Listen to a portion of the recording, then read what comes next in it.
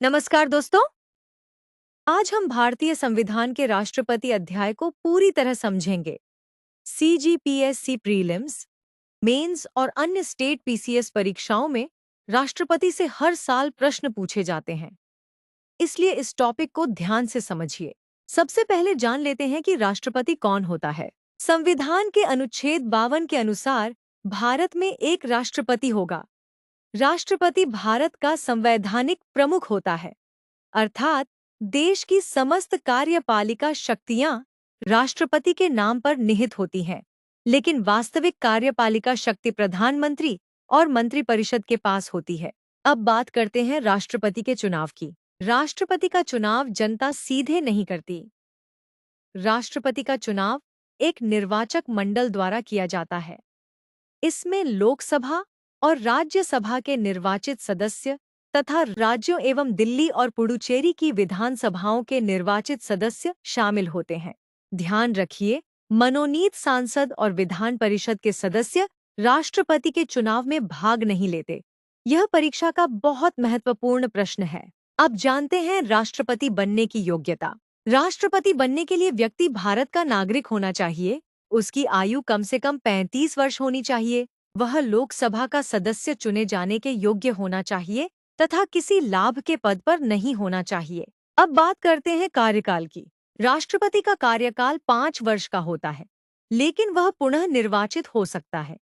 संविधान में राष्ट्रपति बनने की संख्या पर कोई सीमा निर्धारित नहीं की गई है। अब शपथ की बात करते हैं। राष्ट्रपति को पद एवं गोपनीयता की शपथ भारत के मुख्य न्यायाधीश दिलाते हैं।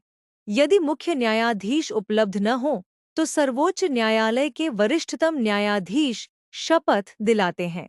अब राष्ट्रपति की शक्तियों को समझते हैं। सबसे पहले कार्यपालिका शक्तियां। राष्ट्रपति प्रधानमंत्री की नियुक्ति करता है। प्रधानमंत्री की सलाह पर मंत्रियों की नियुक्ति करता है। राज्यपालों, भारत के महान्यायवादी, नियंत्रक एवं महालेखा परीक्षक तथा सर्वोच्च न्यायालय और उच्च न्यायालयों के न्यायाधीशों की नियुक्ति भी राष्ट्रपति करता है। अब विधायी शक्तियां। राष्ट्रपति संसद का अभिन्न अंग होता है। वह संसद का सत्र बुला सकता है, सत्रावसान कर सकता है और लोकसभा को भंग कर सकता है। संसद द्वारा पारित किसी भी विधेयक को कानून बनने के लिए राष्ट्रपति की स्वीकृति आवश्यक होती है। अब राष्ट्रपति की वीटो शक्तियों को समझते हैं। राष्ट्रपति के पास 3 प्रकार की वीटो शक्तियां होती हैं: पूर्ण वीटो, निलंबनकारी वीटो और पॉकेट वीटो। पूर्ण वीटो में राष्ट्रपति किसी विधेयक को पूरी तरह अस्वीकार कर सकता है। निलंबनकारी वीटो में वह विधेयक को पुनर्विचार के लिए वापस भेज सकता है। पॉकेट वीटो में राष्ट्रपति विधेयक को अनिश्चित काल तक अपने पास रख सकता है। अब आते हैं अध्यादेश शक्ति पर।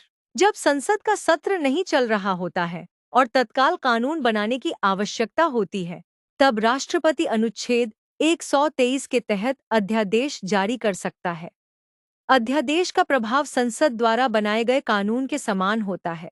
अब वित्तीय शक्तियों की बात करते हैं।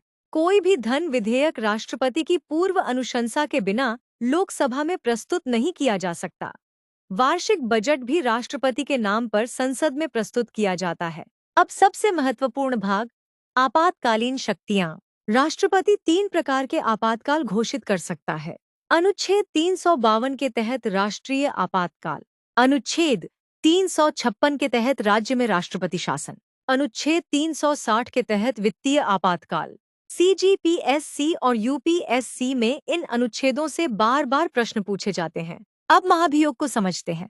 यदि राष्ट्रपति संविधान का उल्लंघन करता है तो उसके विरुद्ध अनुच्छेद 61 के तहत महाभियोग चलाया जा सकता है। महाभियोग की प्रक्रिया संसद द्वारा संचालित की जाती है और इसके लिए विशेष बहुमत की आवश्यकता होती है। अब पूरे टॉपिक का त्वरित रिवीजन कर लेते हैं। अनुच्छेद 52 राष्ट्रपति, अनुच्छेद 54 चुनाव, अनुच्छेद 56 कार्यकाल, अनुच्छेद 60 शपथ, अनुच्छेद 61 महाभियोग, अनुच्छेद 74 मंत्रिपरिषद, अनुच्छेद 123 अध्यादेश, अनुच्छेद 352 राष्ट्रीय आपातकाल, अनुच्छेद 356 राष्ट्रपति शासन, अनुच्छेद 360 वित्तीय आपातकाल। दोस्तों, यदि आपने राष्ट्रपति अध्याय को समझ लिया है, तो पॉलिटी का एक बहुत महत्वपूर्ण टॉपिक पूरा हो गया है। वीडियो अच्छा लगा हो तो लाइक, शेयर और चैनल को सब्सक्राइब करना ना भूलें। धन्यवाद।